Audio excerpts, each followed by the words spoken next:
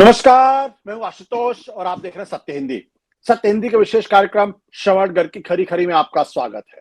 ये हमारा वो कार्यक्रम है जिसमें देश के जाने माने पत्रकार संपादक श्रवण गर्ग जी अपनी तीखी टिप्पणी करते हैं मौजूदा राजनीतिक माहौल पर। और उनकी तीखी टिप्पणियों से ना तो सत्ता पक्ष बचता है, ना ही विपक्ष, और दोनों ही तिलमिला के रह जाते हैं। आज फिर मुखातिब होंगे श्रवण जी से और जानेंगे कि भारतीय जनता पार्टी ने जो बोल्ड एक्सपेरिमेंट करने की कोशिश की है उसका सबब क्या है, उसका मतलब क्या है। बोल्ड एक्सपेरिमेंट मतलब भारतीय जनता पार्टी ने बिहार के एक नेता, एमएलए, मंत्री नवीन नितिन नवीन को दरअसल बीजेपी की कमान सौंपने का फैसला एक तरफ से कर दिया है। नितिन नवीन को कार्यकारी अध्यक्ष राष्ट्रीय स्तर पर नियुक्त किया गया है और उनको बाकायदा आज दिल्ली के अंदर स्थापित भी कर दिया गया, जब उनकी अगवानी करने के लिए खुद अमित शाह और जेपी नड्डा और पार्टी के तमाम वरिष्ठ नेता पार्टी ऑफिस में मौजूद थे। नितिन नवीन, जिनके नाम को सुनकर लगभग सारे लोग चौंक गए, ये कौन आदमी है। पता चला वो बिहार के हैं, 5 बार के विधायक हैं, 45 साल उनकी उम्र है और ये बताया जा रहा है कि दरअसल भारतीय जनता पार्टी के इतिहास में वो अब तक के यंगेस्ट वर्किंग प्रेसिडेंट हैं और अगर प्रेसिडेंट बनते जैसा कि माना जा रहा है तो फिर वो यंगेस्ट पार्टी के प्रेसिडेंट भी होंगे। लेकिन अगर बीजेपी और जनसंघ का इतिहास दे तो यंगेस्ट प्रेसिडेंट होने का दावा या रुतबा अगर कहें तो अटल बिहारी वाजपेयी को मिलता है, जो 1968 में जनसंघ के अध्यक्ष बने थे जब उनकी उम्र 44 साल थी, बल्कि थोड़ी 44 साल से थोड़ी कम भी थी। तो अचानक एक अजनबी चेहरे को इतनी बड़ी जिम्मेदारी देने का अर्थ क्या है, जानेंगे शब्द जी। आपका बहुत स्वागत है सर। आपने कहा कि ये कोई बोल्ड स्टेप है, आपने कहा यंगेस्ट वर्किंग प्रेसिडेंट है। आप मान रहे हैं या देश मान रहा है कि कोई क्रांतिकारी कदम बीजेपी ने उठाया है, और आप मुझसे जानना चाहते हैं कि मेरी क्या राय है। जी, तो राय तो बताना पड़ेगी, आपने पूछा है। बिहार में चुनाव हो गए, 14 नवंबर को रिजल्ट आ गए। एक अपर कास्ट सिन्हा को वर्किंग प्रेसिडेंट बनाया गया है जी, 45 साल के, और वो 26 साल की उम्र में पहली बार एमएलए बन गए थे, 5वीं बार बने हैं और मंत्री हैं वो रोड कंस्ट्रक्शन के। और आपने भी कहा हमने पहले कभी सुना नहीं उनका नाम। इसका मतलब ये है, जो मैं समझ रहा हूं, 2-3 मतलब है जी। और पहला मतलब मैं देख रहा हूं कि बिहार में नीतीश कुमार के उत्तराधिकारी की नियुक्ति के संकट को टालने के लिए नितिन नवीन को बिहार से निकाला गया है। मैं इसको एक तरह से देखता हूं। अगर नितिन नवीन, एक तो देखिए, पहली बात तो ये कि बीजेपी के कॉन्स्टिट्यूशन में वर्किंग प्रेसिडेंट का कोई प्रोविजन नहीं है। दूसरा ये कि बीजेपी जब क्राइसिस में फंस जाती है और स्टेटस को चलाना चाहती है तो वो इस तरह के प्रयोग करती है, जैसे 2019 में नड्डा जी को ले आए, जब अमित शाह जी को यूनियन मिनिस्टर बनाया, और चूंकि वो 2 पद पर नहीं रह सकते थे, पार्टी के प्रेसिडेंट भी और यूनियन मिनिस्टर भी, तो नड्डा जी को वर्किंग प्रेसिडेंट बनाया और वो अभी तक चल रहे हैं। ये जो है, ये क्राइसिस मैनेजमेंट का हिस्सा है, मैं ये मानता हूं। और इसके 2 आयाम हैं। एक तो बिहार में एनडीए में क्राइसिस।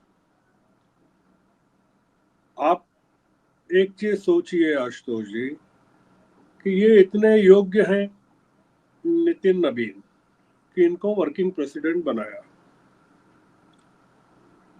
इनको आपने आज तक उप मुख्यमंत्री क्यों नहीं बनाया बिहार में? आपने दो उप मुख्यमंत्री हैं तो नहीं बनाया।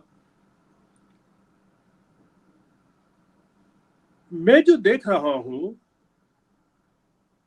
वो ये देख रहा हूं कि उनको बिहार से निकालना जरूरी हो गया था पार्टी के लिए, और वो एक सशक्त दावेदार के रूप में वहां पेश हो सकते थे। अगर आप सुशील मोदी का इतिहास देखें तो सुशील मोदी को इसी तरह निकाला गया था बाहर। उनको राज्यसभा में ले आए, जीएसटी काउंसिल का अध्यक्ष बना दिया। मैंने ये इसलिए कह रहा हूं अंदाज से, मतलब सब स्पेकुलेशन के आधार पर, कि अब जो चुनाव होने हैं जिन राज्यों में, बंगाल में, तमिलनाडु में, केरल में, आसाम में, वहां नितिन नबीन की क्या उपयोगिता हो सकती है लीडरशिप के तौर पर। कोई न तो हिंदी भाषी राज्य है, न उस तरह का नेशनल लेवल पर हैंडलिंग नहीं है। और मैंने कहा बिहार में चुनाव हो चुके हैं। ये मैंने एक पक्ष बिहार का बताया कि क्राइसिस बिहार में भी है। दूसरा पक्ष आशुतोष जी ये है कि पार्टी का जो आला कमान है, आला कमान तो दो ही है इसमें, आला कमान में तो कोई तीसरा तो है नहीं, दो ही कमान में है, अमित शाह जी और मोदी जी। ये लोग अपनी जो खुद की कोटरी है, इनका खुद का जो मंडल है फॉलोअर्स का, उसमें से किसी को ढूंढ नहीं पाए जो नड्डा जी का सक्सेसर। इसका मतलब ये कि इनके पास कोई नाम ही नहीं है, और आरएसएस के द्वारा जो नाम प्रस्तावित किए गए, फॉरवर्ड किए गए, वो इनको एक्सेप्टेबल नहीं थे। जैसे आप सोचिए कि ये 5 बार के एमएलए हैं, तो शिवराज सिंह तो 5 बार, मेरे ख्याल से 5 बार से ज्यादा के सांसद रहे हैं, चीफ मिनिस्टर रहे हैं। वसुंधरा का आप इतिहास निकाल लीजिए,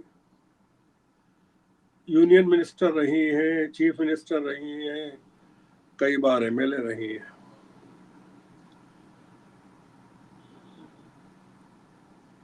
ये जो अपॉइंटमेंट हुआ है उसको मैं ये भी देख रहा हूं कि आरएसएस के साथ तनाव बढ़ गया है। बीजेपी और आरएस में तनाव और गहरा गया है। और ये जो अपॉइंटमेंट हुआ है, इसको आप दो घटनाओं से मिलाकर देखिए। एक घटना ये कि उत्तर प्रदेश में अध्यक्ष पंकज चौधरी को बनाया गया जी। दूसरा ये कि ये अपॉइंटमेंट आरएसएस के प्रमुख भागवत साहब ने चेन्नई में अभी पिछले मंगलवार को क्या कहा, उसके बाद की घटना है। चेन्नई में भागवत साहब ने एक सवाल के जवाब में जो कहा, अब हो सकता है सवाल भी पूछवाया गया हो डिलिबरेटली, तो अब पूछने वाले का नाम पता नहीं, अपने को पता, पत्रकार था गैर पत्रकार था ये भी नहीं पता। भागवत साहब ने ये कहा कि देश के अगले प्रधानमंत्री के नाम का फैसला, मतलब मोदी जी के उत्तराधिकारी का फैसला, बीजेपी को ही करना है और मोदी जी को ही करना है। हमारा उससे कोई लेना देना नहीं है, आरएसएस का कोई लेना देना नहीं है। अब इसको ऐसे देखिए कि पहले भागवत साहब ने अपने आप को उस चीज से विड्रॉ किया जिसमें उन्होंने कहा था कि 75 साल के बाद रिटायर हो जाना चाहिए। फिर बाद में उनका बयान आया कि न तो मैं रिटायर हो रहा हूं न मोदी जी हो रहे हैं। ये दिल्ली में कहा था उन्होंने एक सवाल के जवाब। हम लोग जब तक चाहें पद पर बने रह सकते हैं। अब उन्होंने ये कहा कि पीएम के मोदी जी के बाद कौन, ये फैसला मोदी जी करेंगे और बीजेपी करेगी। तो बीजेपी करेगी का मतलब ये है कि मोदी जी ही करेंगे, क्योंकि बीजेपी, मोदी जी ही बीजेपी हैं। इसका मतलब ये है कि आरएसएस ने अपने आप को पूरी तरह से डिटेच कर लिया है, यानी बीजेपी से, कि भाई ये तो मानने वाले नहीं है। अगर आप गौर करें, अभी पिछले दिनों नवंबर में अयोध्या में दोनों नेता मिले थे, भागवत और मोदी जी। 25 नवंबर को राम मंदिर पर के शिखर पर केसरिया ध्वज फहराया गया था। अगर आप उस समय के फोटो देखें तो उसमें भागवत भी दिख रहे हैं, मोदी जी भी दिख रहे हैं और योगी जी भी दिख रहे हैं। आपने ये नहीं देखा होगा या सुना होगा कि मोदी जी और भागवत साहब के बीच में कोई संवाद हुआ है या इस तरह की कोई फोटो आए हैं कि दोनों नेताओं ने बैठ के 5 मिनट, 10 मिनट, 20 मिनट कोई बात की। मैं जो मीडिया में दिखा उसको बता रहा हूं। आप कह सकते हैं कि गुप्त जानकारी तो ये है कि दोनों के बीच में 2 घंटे बात हुई, पर जो मीडिया में है मैं वो बता रहा हूं। जब रिफ्ट बढ़ गई है दोनों के बीच, बीजेपी और आरएसएस के बीच, तो इसका मतलब है कि स्टेटस को बनाए रखना जरूरी है। आप मुझे एक चीज बताइए कि मैं ये तो बताया कि संविधान में बीजेपी की कोई प्रोविजन नहीं है। मैंने ये भी बताया कि मोदी जी के आने के बाद ये दूसरा अवसर है। नड्डा जी पहले वर्किंग प्रेसिडेंट, दूसरे ये, इसके पहले तो कभी कोई वर्किंग प्रेसिडेंट बना नहीं। तीसरा ये जो मैंने कहा कि जो चुनाव हो रहे हैं उसमें इनका कोई उपयोग नहीं। तो इसका मतलब ये है कि जो स्टेटस को है उसको बना के रखना जरूरी है। और ये अभी जो चर्चाएं हैं कि एक ऐसा मतलब महीना चल रहा है जिसमें इस तरह के अपॉइंटमेंट नहीं होते हैं, खर मास जिसको कह रहे हैं, और वो संक्रांति पे खत्म होगा तो संक्रांति के बाद इनके अपॉइंटमेंट को परमानेंट कर दिया जाएगा। ये मीडिया में जो प्लांटेड खबरें हैं वो नजर आ रही है। मेरा ऐसा मानना है कि अगर गलत हो जाऊं तो ठीक है, पर कि ये अभी अरेंजमेंट चलता रहेगा। ये न तो नो मन तेल होगा न राधा नाचेगी, मतलब जो कहावत है। एक चीज जानकारी आप भी कंफर्म कर सकते हैं, मैं भी कंफर्म कर सकता हूं कि बीजेपी के जितने राज्य हैं उसमें कोई 36 लिख रहा है, कोई 37 लिख रहा है, कोई 38 लिख रहा है। उस संविधान के हिसाब से अगर आधे से ज्यादा राज्यों में चुनाव संपन्न हो जाएं तो बीजेपी के राष्ट्रीय अध्यक्ष का या कार्यकारिणी का विधिवत चुनाव हो जाता है। जो ताजा खबर है वो ये है कि बीजेपी के 37 राज्यों में से 30 में चुनाव हो चुके हैं। तो आप बताइए आशुतोष जी की एक पार्लियामेंट्री बोर्ड बीजेपी का क्यों अपॉइंट कर रहा है इनको, वर्किंग प्रेसिडेंट को? मतलब फॉर्मल इलेक्शन क्यों नहीं हो रहे हैं? दूसरा ये, आप ये भी पता करें आशुतोष जी कि किन राज्यों में अभी तक चुनाव नहीं हो पा रहे इतने दिनों के बाद भी, वो कौन से राज्य हैं? तो जो मैं तलाश कर पाया, मतलब हो सकता है उसमें मेरी गलती भी हो, 1-2 राज्यों में, वो ये है कि यूपी है, गुजरात है, कर्नाटक है और हरियाणा है।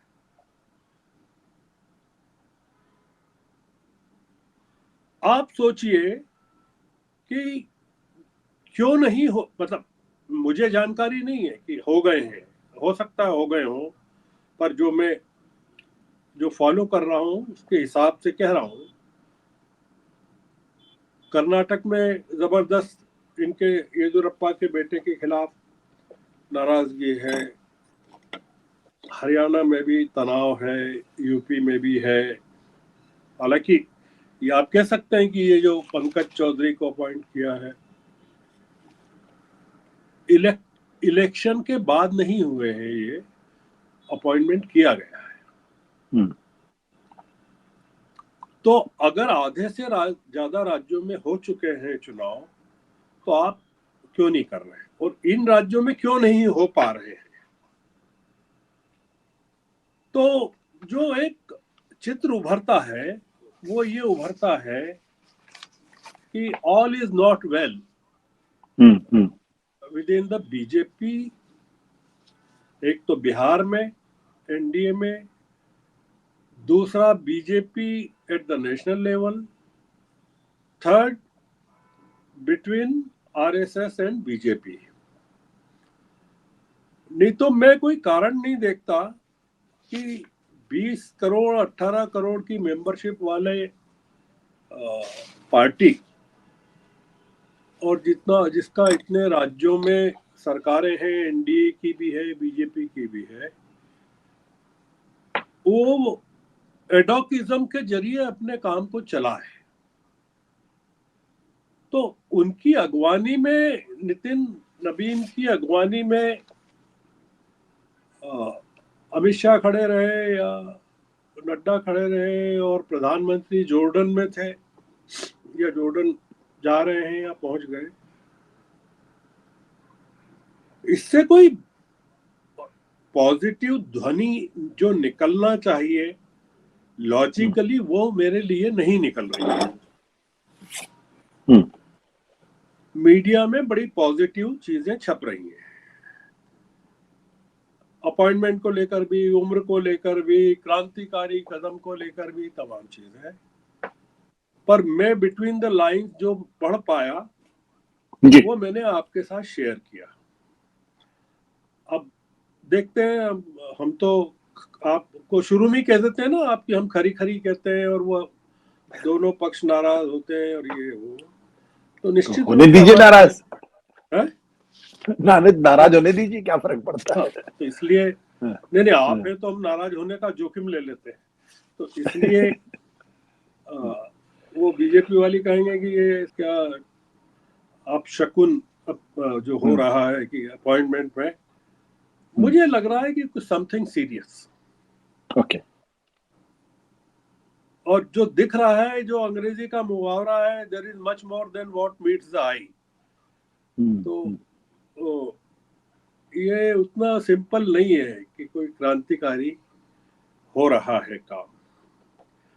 और कांग्रेस में एक 82 साल का आदमी है, बहुत अनुभवी है, पिछड़े वर्ग का है, मतलब उच्च वर्ग का कोई कायस्थ नहीं है। तो इसलिए ये भी इम्पोर्टेंट है कि आप वर्किंग प्रेसिडेंट भी किसको बना रहे हैं, मतलब अभी जो प्रेसिडेंट है वो भी उच्च वर्ग का और वर्किंग प्रेसिडेंट भी उच्च वर्ग का। देयर इज अ मैसेज, तो लेट अस डिकोड इट, अभी आने वाले दिनों में अपन डिकोड करते हैं। ठीक है, जी, thank you sir, thank you sir, thank you, thank you. Thank you.